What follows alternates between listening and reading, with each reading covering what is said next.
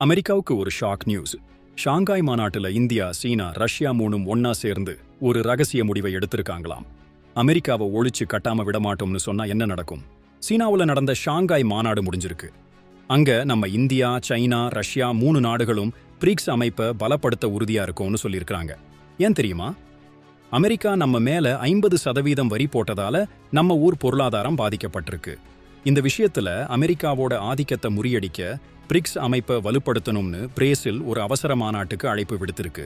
முன்னாடி எல்லாம் அமெரிக்கா சொல்றத மத்த நாடுகள் கேட்கும். ஆனா இப்ப வளர்ந்து வர்ற பொருளாதார நாடுகள் ஒன்னு சேர்ந்து அமெரிக்காவுக்கு சவால் விடுறாங்க.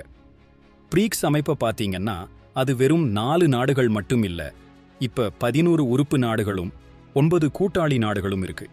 இந்த அமைப்பு இந்தோனேசியா, ஈரான், சவுதி அரேபியா என பல நாடுகளையும் உள்ளடக்கி பலம் வாய்ந்ததா வளர்ந்திருக்கு.